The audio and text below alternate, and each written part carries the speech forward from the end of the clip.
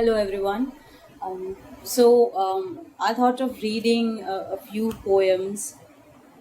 There are so many things that keep happening around us, and it's difficult at times to make sense of, why things are happening and why things are not in your control. Especially when you're a writer, artist, poet.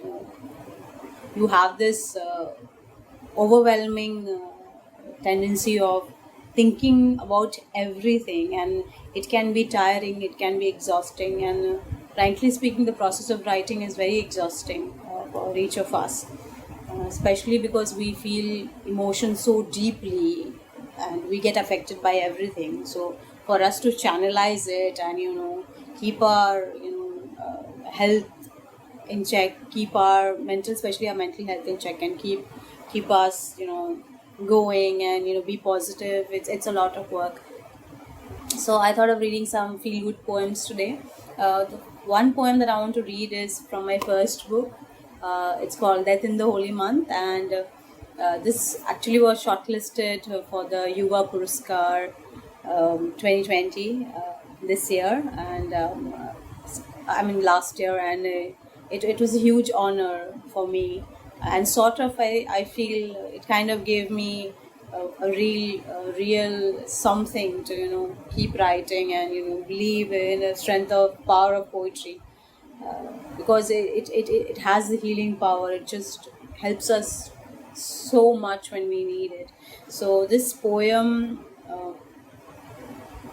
it's like, can you imagine, like most of the times that we especially writers have this phobia with forever, because they just want to write, and the words to surpass them when they are not existing anymore, and the words should travel should travel through time and reach to people, which happens still. That's such a beautiful and powerful thing to realize about poetry. So this poem is called Revival. It talks just about that. Dead end. Is this how one fine day everything ends? Past or present, nothing makes sense. I wrote your name, poetry. In 1,000 ways I did try to understand you. But how do I know myself? How do I accept dead end? Poetry, do you ever feel anything at all? I expressed myself through you. I laid you bare out in the open for show. Did I shame you then? I'm afraid I can't make you eternal. There's no such thing as eternity. I die, you die with me. Once in a while, on a dead day, you and I will be discussed boringly. An audience with half interest, half asleep, would curse our revival. Would you ever live like that? Isn't dead end a relief?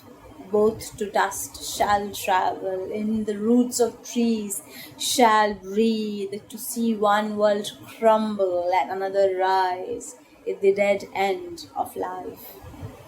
It's kind of, like the feeling that, there might be relief when we are not there anymore. But then again, the feeling that even if we are dead, our words should carry on. So this kind of feelings we keep, struggling with. But that's what, the writer's fate is such like that. The second poem is called Flavors.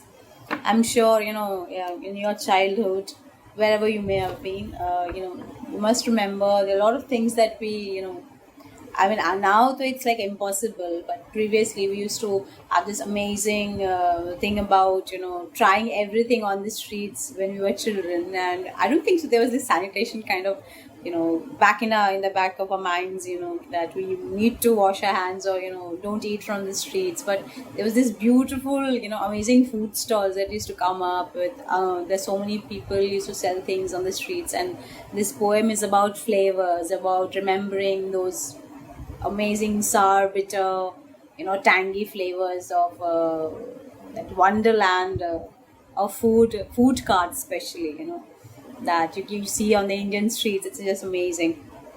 So this poem is based on that and on numbers. So I hope you enjoy it. Flavors. On the circular board of my mother's childhood, children played a game. 1, 2, 3, pull the string and the ball will roll until it pops around a sweet of your choice against a number. You win mouthful of son papri or you lose your smile. The chini mithai wala comes banging his dugdugi and we all line up to vote for our favorite in the park near the mosque. Is it going to be a handmade watch or a necklace or a cock or a parrot or a hookadani or a mouse today? 4, 5, 6, he twirls the toffee, enchants us with his voice and chooses a child to find the treasure. Rainy afternoons, the blue, pink, yellow, purple paper wafers melt on our tongues and we count 7, 8, 9 of the rainbow colors above the neem tree in our courtyard and the floating bubbles from the pipe. Pop, pop, pop when the bubbles. Ice cream cart brings in the case of kulfi sticks displayed on the ice, an ice crusher whirling frozen strawberry softies into molds quickly. 10, 11, 12, our mouth waters and the school bell rings. From the balcony, we spy on the sour, sweet, tangy cart as mother sleeps. Bottles and bottles of chalta, imli, chutney, amsa, topakul, amra mix, salted peanuts, chapati, chatpati, hajmola and khatte aam. 13, 14, 15. We count the years in the flavors of childhood and the vacuum of the weight of growing up all of a sudden. It was amazing, right? I really enjoy reading this one. So there's this beautiful love poem that I wrote. Especially, it's not love. I think it's more to do with longing and how most of us, go through with loneliness, how we cope up with it. So it talks about that. And then I'll be reading another poem that's called Healing. So Hijri basically is the lunar calendar, the era, Hijri era. There's something called Hijri era. And Hijr is your longing of separation. So it's like a Persian Arabian influence in Urdu. So I have this tendency of using Urdu words in my poems a lot. So Hijri and Zafri is window basically. Those jalidar beautiful windows. Hijri outside my Zafri. My sixth sense is the Hijr of longing, Hijri of separation in time. Lunar beam moving over the cityscape, water in the ghats, fragrance wafting from night jasmines, an unspoken weight in my body. Outside my Zafri, silence and footsteps recall the tube well attached to the wall by the bazaar and some paper wafers in a child's mouth. Shadow from the lantern light below falls on the housefly dreaming of a cleansed sight. I wonder where the moon rests on such a night. I sow my skin into the jamun tree. Let the leaves become water boats, almost floating, almost reaching the perfection that life demands. But I refuse to obey.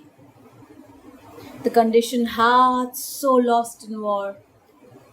When you kiss my belly, my thighs, my breasts, my lips, you will find dry lands, burned and dead.